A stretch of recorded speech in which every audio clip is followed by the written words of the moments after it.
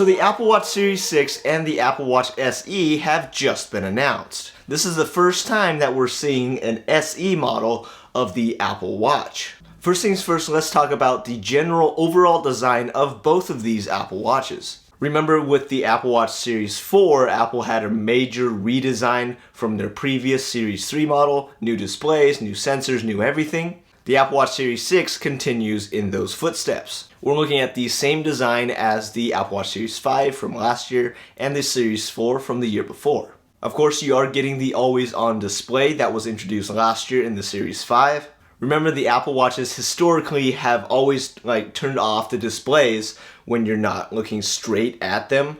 The Apple Watch Series 5 made it so that the display was always on, just at a much lower brightness. However, sometimes it could be hard to see, so the Apple Watch Series 6 comes along and makes it brighter. And of course, Apple is focusing on health features with their flagship model, so they introduced a blood oxygen sensor. This is going to be able to detect the percentage of oxygen in your blood just by putting it on and running a test, which I think is pretty dang cool. It also retains the same ECG functionality as the Series 5 and the Series 4, where you can take an electrocardiogram right on your watch just using your finger and the built-in ECG application. It also comes in a new array of colors, including blue, which I'm a big fan of, and for the first time, product red on an Apple Watch, as well as the Apple Watch bands. They also introduced this new thing called a solo loop. I'm not really sure what that is, or how that's gonna work, or I don't know. I would have to wait until I get these into review before I can make that conclusion. And just like the previous Apple Watches, it starts at $399 for the GPS model, $499 for the GPS and cellular. These are the aluminum variants of the Apple Watch. If you go up to stainless steel, it's going to cost much more. This time around, Apple did drop the ceramic case option, sticking with just the titanium for the Apple Watch Edition. However, it is a ridiculous amount of money, and I would not recommend that particular model. In fact, the Series 6 is shaping up to be pretty hard to recommend in general because of the Apple Watch SE.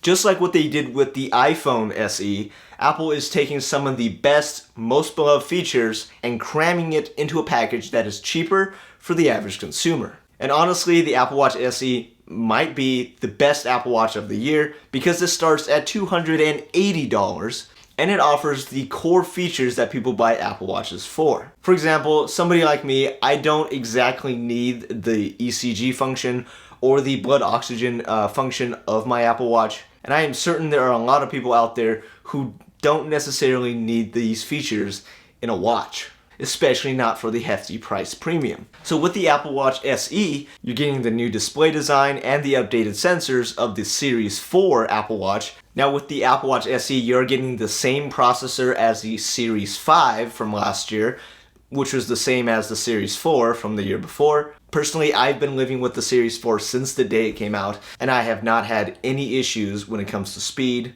at all. In other words, if you need an Apple Watch that's going to be able to track your movements, or do sleep tracking, or control your iPhone, or play music, or get notifications, this is the Apple Watch to get. There is nothing fancy or flashy about the Apple Watch SE, but I think that's kind of the point. It offers significant improvements over the Apple Watch Series 3 for just $80 more.